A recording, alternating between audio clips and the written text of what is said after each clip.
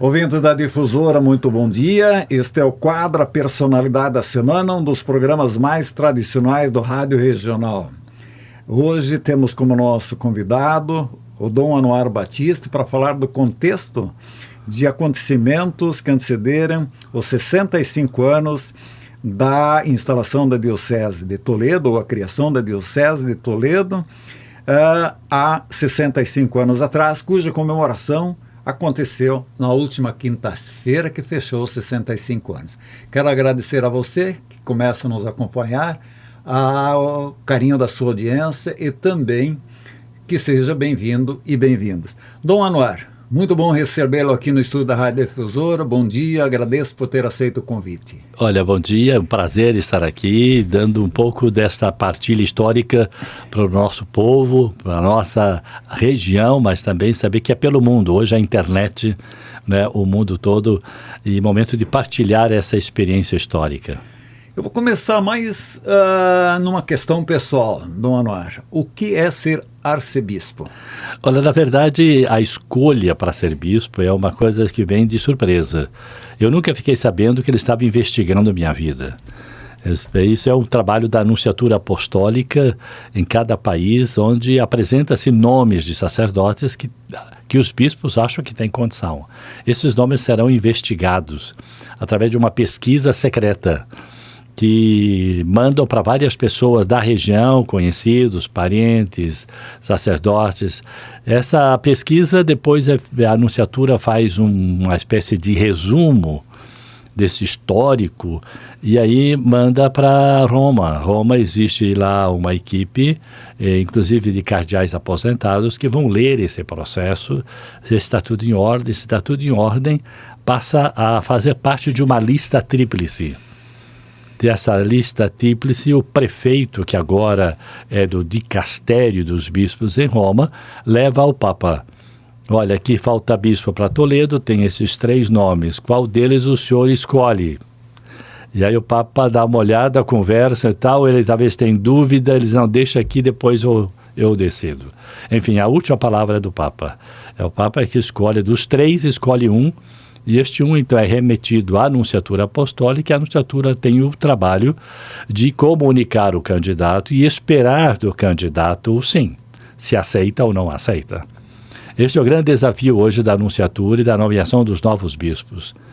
Hoje faltam bispos no Brasil, muitos dos escolhidos não aceitam, principalmente padres que estão muito próximos ao bispo. Se são nomeados bispos, eles não aceitam, porque sabem o que significa ser bispo hoje. A carga é extremamente pesada.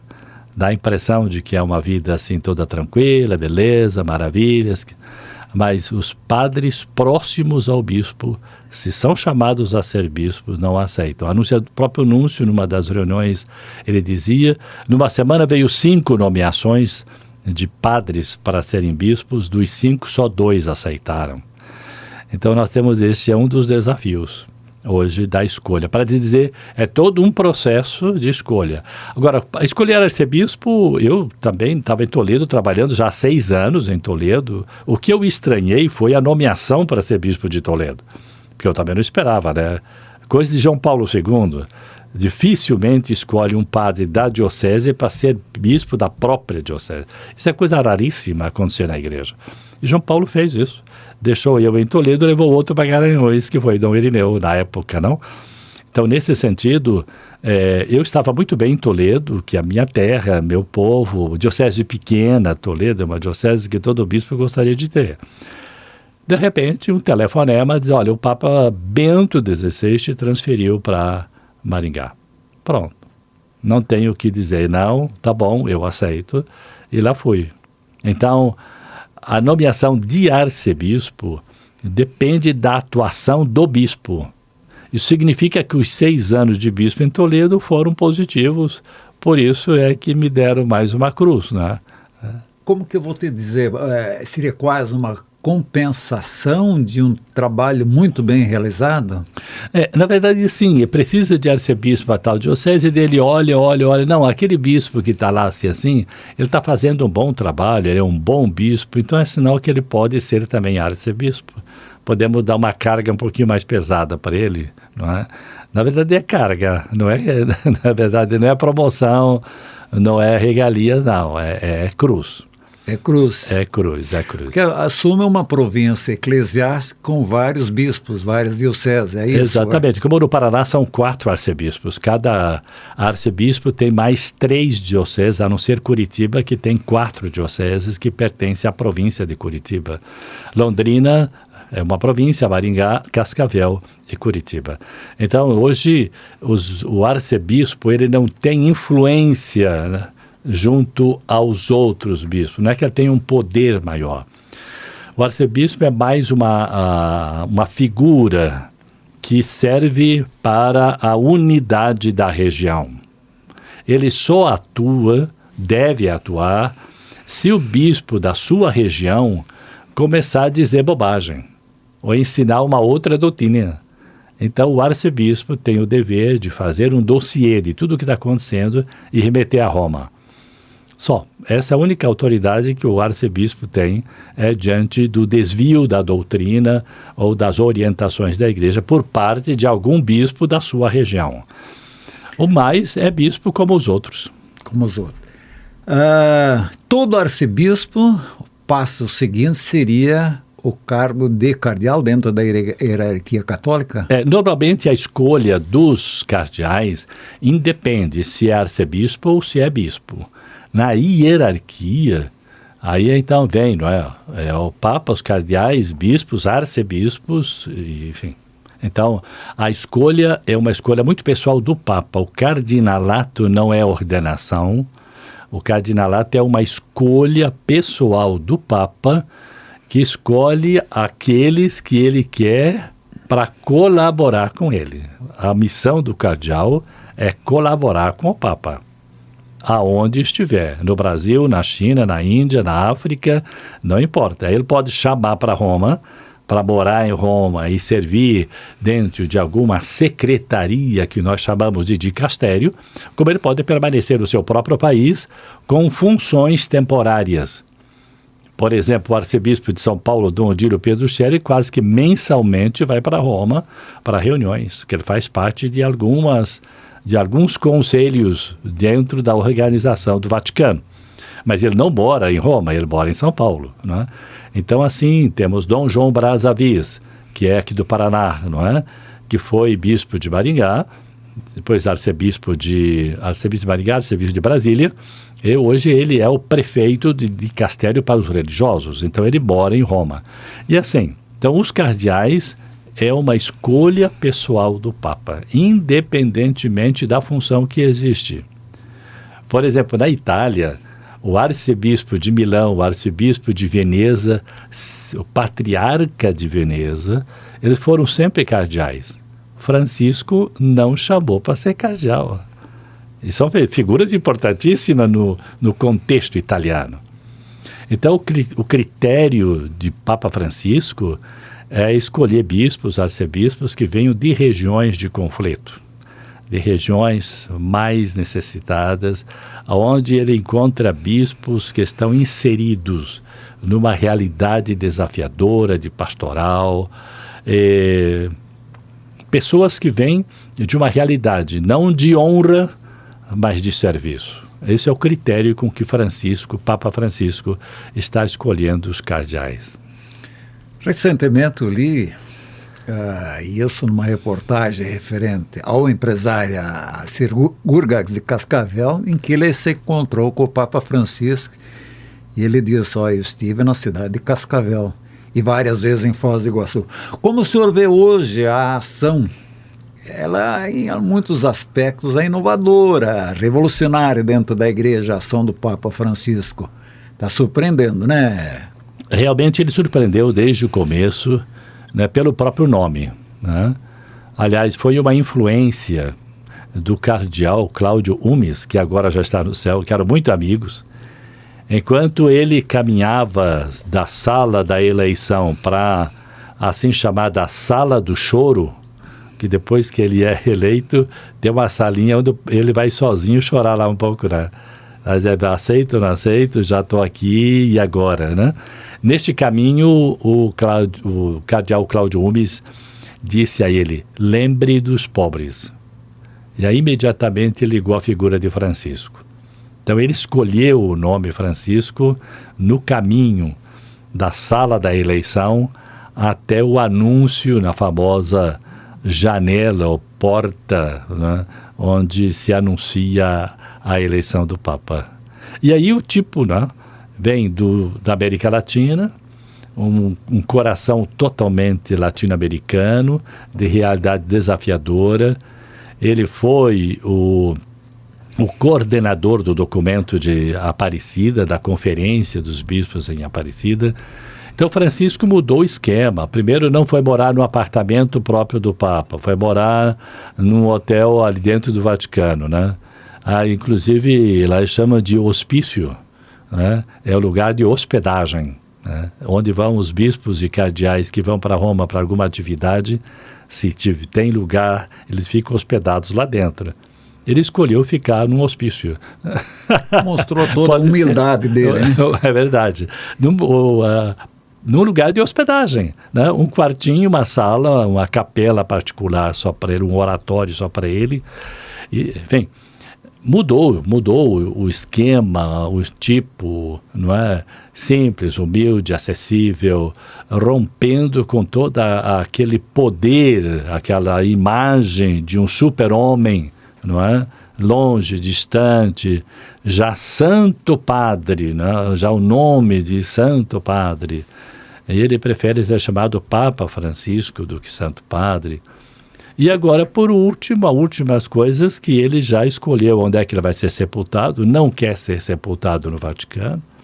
Vai lá na Basílica de Santa Maria Maior, onde ele tem uma devoção desde seminarista a Nossa Senhora. Já escolheu o lugar e ele disse que Nossa Senhora concordou que ele fosse para lá. Mudou o ritual. Ele não quer aquele ritual antigo dos papas. Antigo significa de Bento XVI, de o corpo ficar exposto, aquela coisa toda. Não. Ele quer um funeral como qualquer fiel, como qualquer cristão é feito. Nada de ficar expondo o corpo ali por aquele tempo todo, para velório, aquela coisa. Então, ele vem dar um outro rosto para a igreja, um rosto da humildade, simplicidade, da pobreza, do desapego, e isso tem incomodado muita gente. Principalmente a ala conservadora da igreja está rezando para que o Papa morra. Mas me parece que a ala progressista dos cardeais é numericamente maior, né, numa eleição. Hoje o corpo cardinalício, onde são os candidatos dele, que ele tem, ainda são a maioria. Há uma ala conservadora, que são cardeais que foram eleitos antes dele, né? Antes do Papa Francisco.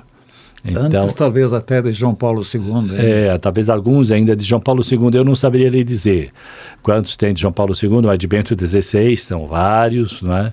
Então, desta linha mais conservadora, que não querem mudar os esquemas, né? Pelo contrário, estão resgatando ritos, cerimônias ainda do Concílio de Trento, na época de Trento, e vestimentas, essas coisas todas, inclusive no meio do clero, né? Hoje é um clero também reacionário, não é? Para não resgatando todo um estilo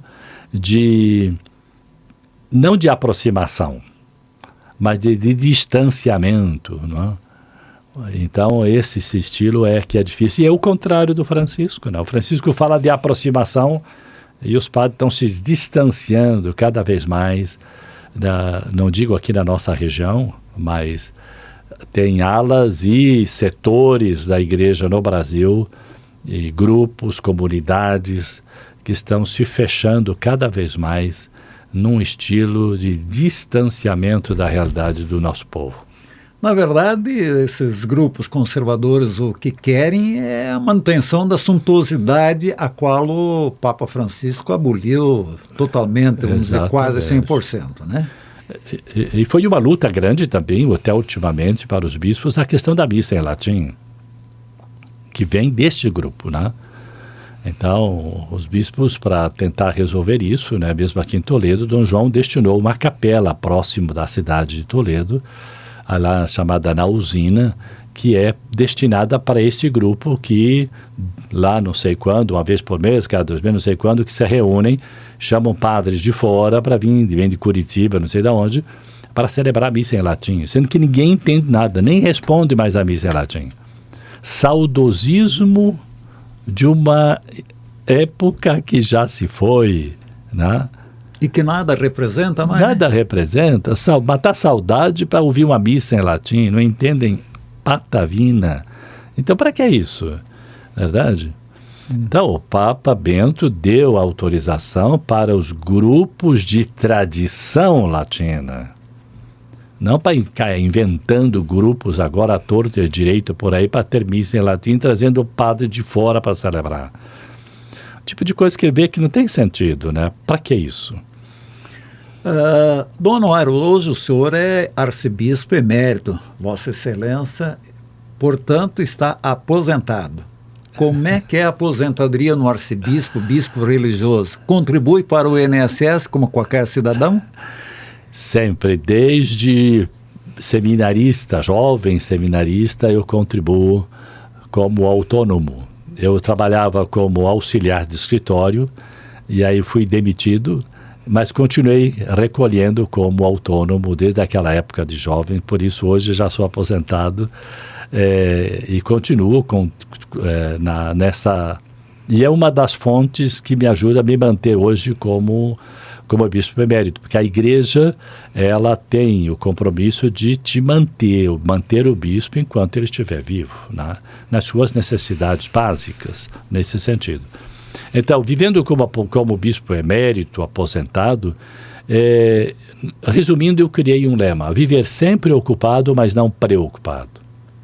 Eu estou sempre ocupado, tenho muita atividade, de convites, retiro, palestras, enfim, como também trabalho, de certa forma, nas redes sociais, no Instagram, na Face, YouTube, gravo o Evangelho, pequenas mensagens, enfim, e divulgar o próprio trabalho da igreja, enfim. Então, viver ocupado, eu acho que isso faz bem para qualquer um, principalmente os aposentados, não pode ficar desocupados. Porque dia 20 de junho de 1959, o Papa João XXIII assina o decreto pontifício cum venerabilis, ou seja, com veneração, e cria a Diocese de Toledo para decepção dos cascavelenses, com certeza, né? E Dom Inácio Krause, que era um bispo expulso da China, né? Mas era auxiliar do arcebispo de Curitiba, é nomeado como administrador apostólico da Diocese recém-criada de Toledo. Qual é o papel hoje de um administrador apostólico?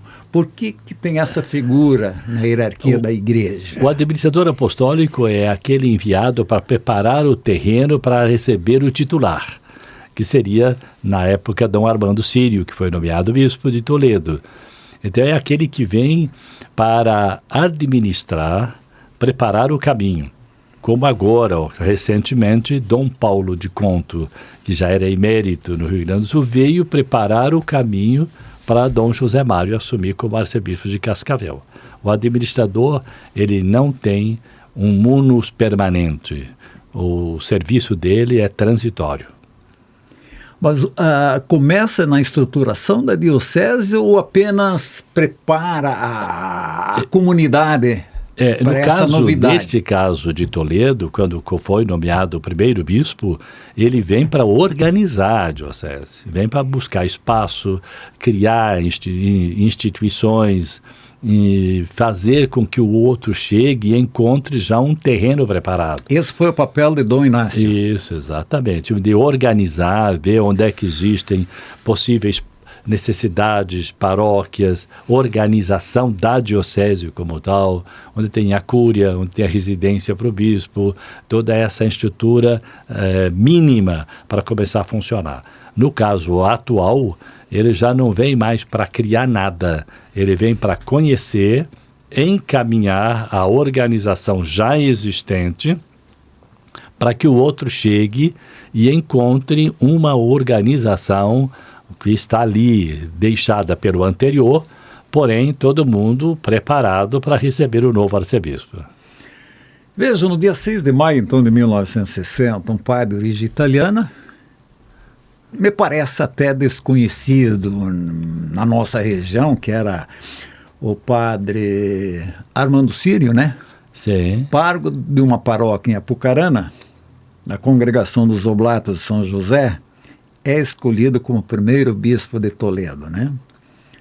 Para a decepção dos missionários do Verbo Divino, que esperavam que algum membro da congregação fosse escolhido como bispo para a Diocese de Toledo.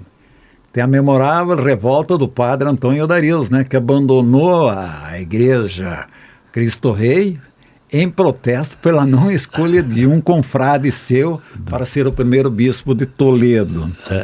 Porque eles estavam convictos que eles iam ser alguém da congregação, porque eles iniciaram todo o trabalho missionário no oeste do Paraná. Exato. Na sua avaliação, o que prevaleceu, que critérios foram usados para escolher o Dom Armando Sírio? Que, aliás, se mostrou o grande apóstolo, o grande missionário do oeste do Paraná. Não tem como tirar isso de Dom Armando, essa glória. Sim, sim. Eu acho que é mais uma decisão política do que propriamente pastoral. Porque já que os verbitas estavam aqui e já eram praticamente donos do terreno, nomeando um bispo verbita significa reforçar ainda mais o poder territorial, vamos dizer assim, não é?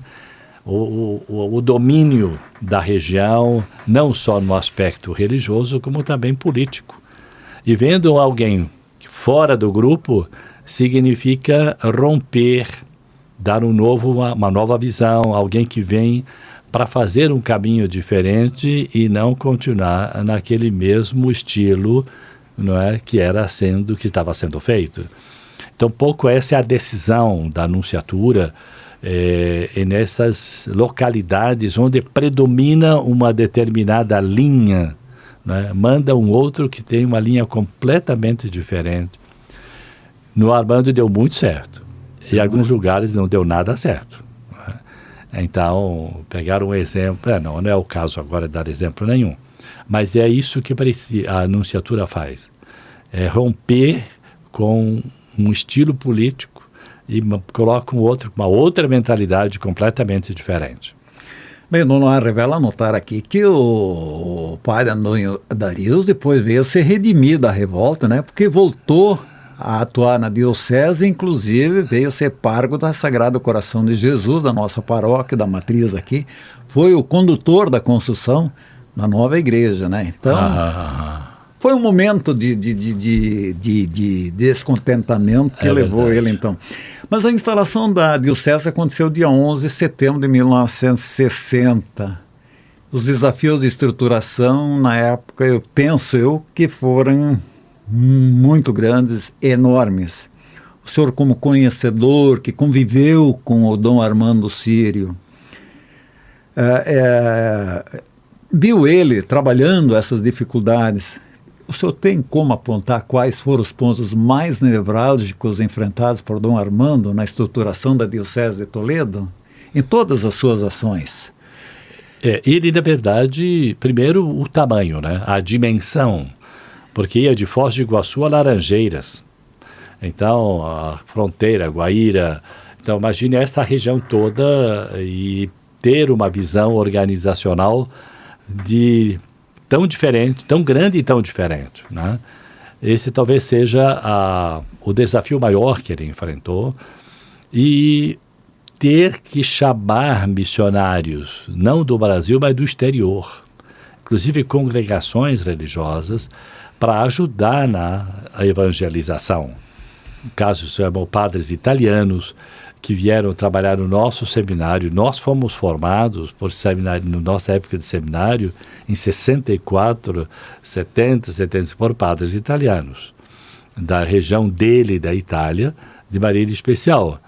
Ele trouxe padres italianos de Cuneo, da Itália, para Cascavel, para a catedral hoje, Catedral de Cascavel, foi construída pelos padres italianos, não é? Inclusive a catedral, não é? Ali tem o sangue dos padres italianos. E assim ele fez com várias congregações. Em Guaraniaçu, hoje predominam os frades franciscanos menores, ou inclusive eles têm até um pequeno seminário lá ainda até hoje. Enfim, então ele foi obrigado a buscar colaboradores e principalmente religiosos e começou ao mesmo tempo em Toledo o seminário formando seus próprios padres. Dali saiu Dom Odílio Scherer, Dom Irineu Scherer, Dom Anuar Batiste, e por aí vai, né? Os padres mais antigos passaram por aí. E também outros padres que vieram do Rio Grande do Sul, Santa Catarina, para colaborar. Então, a visão de Dom Armando é uma visão administrativa impressionante. Ele foi, assim, um excelente administrador, criador de obras, avançou numa estruturação econômica a diocese, já na época em que ela se tornou, de certa forma, autônoma, economicamente falando. A estrutura das paróquias, né? Hoje as paróquias mais antigas da região de Toledo foram receber o apoio de Dom Armando Sírio, né? Contando com a colaboração dos colonos que vieram do sul, Santa Catarina, e vieram com essa missão, né? Para fortalecer a igreja naquela época recém-nascente de uma região complicada em todos os sentidos. Dom Anuar, no ano de 1960, no final do mandato dele, Moisés Lupião doou uma gleba muito grande, quase 600 mil alqueires, né? Ou 300 mil alqueires paulistas, na região que é hoje o município de Missal, né? Doou essa gleba, eram terras do Estado, para a diocese de Jacarezinho, para de Palmas e para Toledo. E ali a igreja começou a sua ação social fundiária de colonização, colonizou Missal. E ali liderada pelo padre José Baques, que mais tarde veio até ser pargo da paróquia de Entre Rios do Oeste, né? Foi de grande sucesso a colonização do padre José em relação ao Missal. Essa colonização, essa doação que o Moisés Lupião fez, diz, os padres vão colonizar, vão vender as terras, aliás, os bispos vão vender essas terras, as dioceses, e com esse dinheiro elas podem se reestruturar. O senhor vê isso que foi muito importante, essa renda, esse dinheiro auferido com a colonização de Missal, para a Diocese de Toledo, para se estruturar economicamente? Eu acho que foi um pontapé para tantas outras iniciativas e outras tantas obras que foram sendo criadas, não na região fronteiriça, não é? Pegando aí Missal, Entre Rios, essa região toda, foi iniciada por essa iniciativa que no momento não tinha outra saída. Era por aí mesmo para poder ter recursos e poder dar, mais que tudo, uma estrutura para a diocese recém-criada. Missal também, Palmas também tinha sido criado poucos anos antes, provavelmente também estava vivendo a mesma dificuldade de recursos financeiros. Jacarezinho também estava em período de colonização ainda. Sim. Então essas dioceses, até porque as famílias, os moradores, os migrantes que vinham de outras regiões tinham prioridades até para também se estabelecer, não poderiam contribuir de forma tão positiva para as dioceses, né? Então foi muito relevante essa iniciativa do Moisés Lupião em doar essas terras e é uma colonização de sucesso. Não sei o que aconteceu em Palma, não sei o que aconteceu em Jacarezinho, mas para nós, dentro da Diocese de Toledo, a colonização de Missal foi de pleno sucesso, né? Sim, com certeza. Com certeza. E, vamos dizer, a ação evangelizadora específica de Dom Armando, o que o senhor destacaria nesse contexto dele atuar porque depois ele chegou ao cargo de arcebispo de Cascavel e cooperou para a criação da Diocese de Cascavel e várias outras situações que ele tem contribuído de forma muito, muito positiva, né? Ele só podia fazer uma evangelização contando com padres. Por isso que ele tomou a primeira iniciativa, ele transformou a casa dele no seminário. para ali, eu tenho que formar o meu clero, né? Eu não posso só esperar que venham de fora, da Itália e de outras congregações. Essa foi uma iniciativa evangelizadora fundamental, formando o seu próprio clero. Segundo, ele tomou a iniciativa também de criar uma estrutura pastoral, centros de evangelização para a formação do clero, formação dos padres. Aqui em Quatro Pontos, tinha um centro, uma casa de retiros, que hoje é seminário, mas foi onde aconteceu os primeiros cursilhos de cristandade, a formação de catequistas, então lugares de formação, centro de formação da liderança, do laicato, não é? Formar um laicato que pudesse ser colaboradores dos padres na organização da igreja e principalmente na catequese, na liturgia. Então, foram essas duas vertentes fortes da evangelização desde o começo, a catequese e a liturgia. Dando aí o início dos ministros da Eucaristia, porque o padre sozinho, não é? Como é que ele ia numa comunidade de 600 pessoas, 800 pessoas numa missa distribuir a comunhão, por exemplo, levar a Eucaristia para os doentes? Então essa iniciativa teve o apoio e o avanço de Dom Armando, que não começou com ele.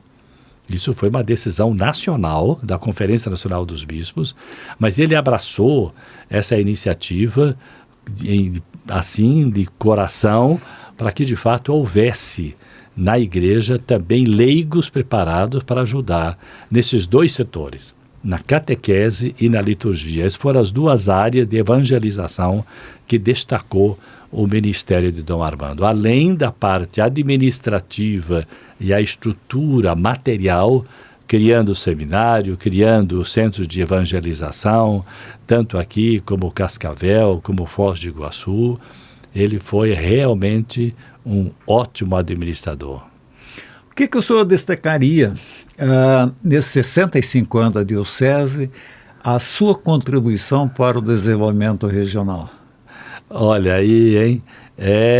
De fato, em 6 anos, né, de ministério, na verdade, foi dar continuidade ao trabalho de Dom Armando, de Dom Geraldo e de Dom Lúcio.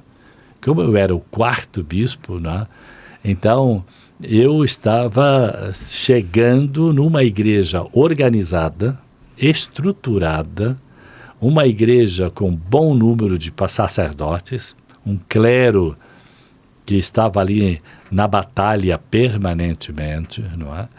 E, de maneira especial, um grande número de leigos comprometidos, né, através das pastorais e dos movimentos.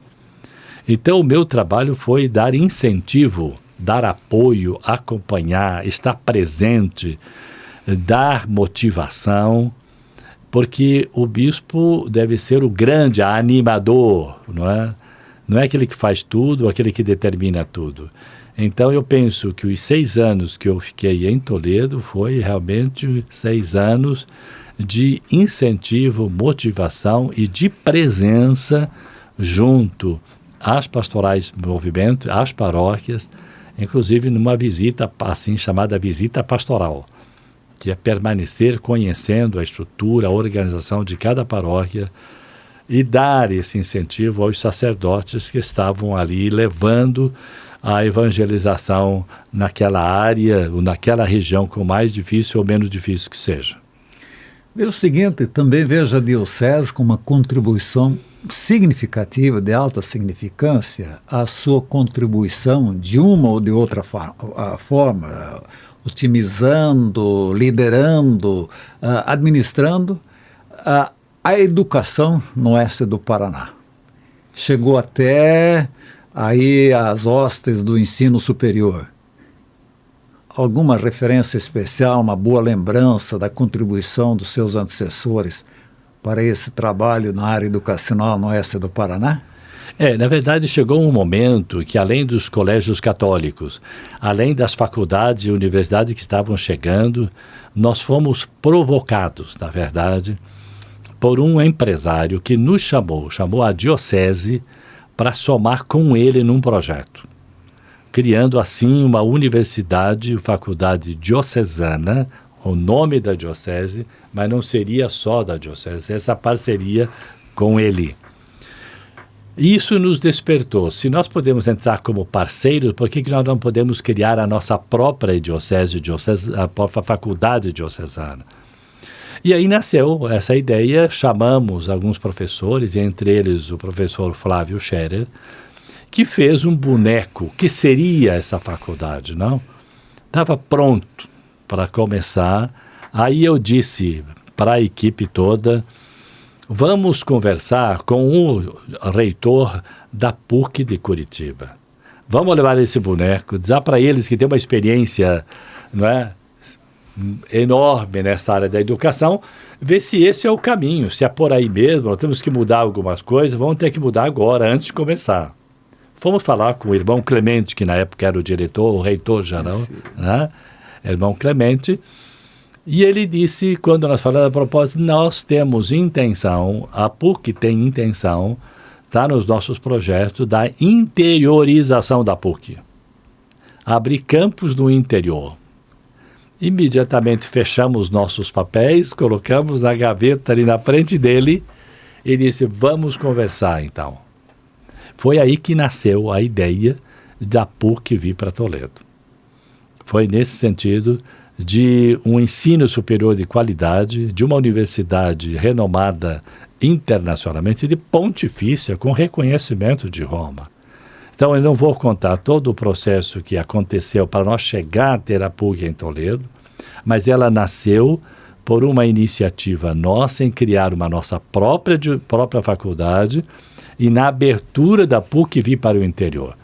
Ela fez essa tentativa de abrir também em Cascavel, mas não encontrou em Cascavel o apoio que ela encontrou em Toledo. Vamos dizer, no campo pessoal, nós temos aí a presença do falecido padre Raulino Cavalieri na questão da Facitol, hoje campus de Toledo, da Unioeste, como também do falecido Dom Geraldo Magela. Dom Geraldo Magela. Os dois contribuíram de forma decisiva. Dom Geraldo Magela foi o criador da Facitol na época, méritos dele, do padre Raulino, né? Ou seja, da igreja. A Facitol nasceu com a assinatura de Dom Geraldo. Dom Geraldo, olha aí, uma então, e hoje novidade histórica, hoje Unioeste. Bem, Dom Anuar, a Igreja Católica, todas as dioceses, eu acho que no mundo inteiro, vive os seus medicianos desafios permanentes e recorrentes alguns, né? O mundo atual é perturbador, como vemos hoje, até caótico, onde princípios e valores são relegados e se abre espaço para complacências efêmeras, egoístas, lineares, uma humanidade em risco, com o que ela tem de melhor, com a vinda aí tão próxima de nós que é a inteligência artificial, pelo seu lado mais perverso. Como é que hoje a diocese, eu sei que o senhor não é o titular, a Vossa Excelência não é o titular, o outro bispo responde, mas como o senhor vê que deve ser a ação evangelizadora, como é a ação evangelizadora dentro da diocese para superar essas situações? Na verdade, esse talvez seja o maior desafio da igreja hoje. Não vamos falar da Diocese de Toledo, da igreja no Brasil. Eu participei da última Assembleia dos Bispos. Ainda nós não nos defrontamos com o significado, a importância e a influência da cibernética na evangelização. Estamos trabalhando, cada diocese está na internet, cada diocese divulga, tem seu site, tem aí sua comunicação, mas como é tudo muito rápido, tudo veloz, hoje manda é a velocidade das coisas, não é? Então, nós nos perguntamos, seja no sistema ainda de catequese, como é que nós estamos formando a criançada hoje, não é? Já não dá mais para segurar as crianças 45 minutos dentro de uma sala de aula escutando o professor falando. Isso já não pega mais, né? Então tem passado por vários processos de catequese, não é? Mais interagida, de uma forma envolvendo família, para catequese familiar. Enfim, a igreja está passando por momentos muito difíceis no sentido de responder à pergunta: como chegar ao coração das pessoas? Seja pela evangelização das pastorais e movimentos, seja pelas nossas celebrações dominicais nas igrejas. Essa semana passada, o Papa Francisco falou com todos os tons da Praça de São Pedro que a homilia dos padres não pode passar de 8 minutos. Isso é uma provocação, né? E aí os padres, e agora, José? Como é que eu vou passar a mensagem do Evangelho em 8 minutos, tocar o coração desses fiéis que vieram aqui nesse final de semana e que a única oportunidade que eu tenho de falar para o meu povo é na missa? Pronto. E então, esse é o maior desafio hoje para todos nós evangelizadores, seja para os bispos, para os padres, para os catequistas, diáconos permanentes. Como é que nós vamos fazer com a nossa comunicação e a nossa linguagem? Que tipo de linguagem eu vou usar para atingir o meu povo? Não dá mais para ficar falando do inferno, céu e purgatório, levando o povo para a salvação por medo, como foi antigamente, não é verdade? Então, aí está, me parece, o nó central de toda a nossa evangelização. Não dá para ficar só na internet, não dá para ficar só no meio de comunicação. É a comunicação pessoal, cara a cara, proximidade de nosso povo. Você pode estar próximo através dos meios de comunicação, mas nada substitui o contato pessoal. E como é que nós vamos fazer isso? Numa comunidade tão numerosa, tão grande, onde encontramos com um único padre. Como é que ele vai fazer contato pessoal, né? E aí, uma das coisas que tem dado é a acolhida. O padre já não está na sacristia, mas na porta da igreja, né? O padre já não está fechado dentro de casa, mas ele está nas visitas aos enfermos, nos hospitais, visita às escolas, falando para os alunos, mostrando o seu rosto alegre, feliz, estar presente naqueles momentos mais dolorosos da vida das pessoas, que é um funeral, né? O padre não pode delegar para que o ministro vá lá jogar uma água benta no defunto, não? Pode até ser, mas ninguém substitui a presença do padre. E isso é muito exigente. E é cansativo, não? Porque aí se trata de seres humanos, né? O padre é um ser humano. Esses são os desafios, né? De como equilibrar a minha missão, a minha evangelização, com o meu ser padre, que não está mais só no altar, mas está nas estradas da vida do meu povo, pisando o pó da terra. Estar juntos é um verdadeiro caminho de santidade. Tem que ser herói, para não dizer mártir hoje, para chegar no coração do povo. Pelo que o senhor coloca, a messe é grande e os operários são poucos? E muito poucos. E a cada dia mais poucos. Os jovens hoje são desafiados por outros lados. Tem surgido vocações, temos na nossa região, uns mais, outros menos, não é? Lugares mais, lugares menos, mas no geral tem diminuído o número de vocações. Tem diminuído. O plantel sacerdotal no Brasil gira ao redor de 17, 18 mil padres, né? Aqueles que são ordenados cada ano, que entram a fazer parte do clero e da vida religiosa, não chega a completar o número daqueles que morrem ou se aposentam, o que não tem mais condições de trabalhar. Não estamos conseguindo manter, né, o número. Enquanto que a população cresce, o nosso número de missionários está estável, quando não em regiões diminuindo. Esse é o grande desafio hoje da igreja também, a preparar os seus missionários, a formação dos futuros padres para o ministério. Como preparar? São poucos, mas tem que entrar preparados. Não dá mais para preparar padre só para o altar, rezar a missa e ficar fechado dentro de casa. Esse padre já não pode mais, já não existe mais. Não pode existir. Dom Anuar, o que representa para o senhor os 65 anos da Diocese de Toledo? Um caminho de evangelização que deu certo, está dando certo, apesar dos desafios, apesar das dificuldades, existe uma presença da igreja no mundo, seja na sociedade, como também a presença da igreja dentro da vida do nosso povo. Ainda o nosso povo tem na igreja uma grande tábua de salvação, um lugar de esperança. Nós hoje ainda estamos no número 1, número 2, de maior confiança do povo brasileiro é a Igreja Católica, ou são os padres. Apesar de tudo, ainda somos uma instituição credível, onde o nosso povo coloca fé e esperança na igreja. E queremos manter isso no nosso povo, que tanto precisa de um sinal de esperança no meio de tantas incertezas. Dom Anuar, agradeço por ter vindo até a Rádio Difusora para essa entrevista.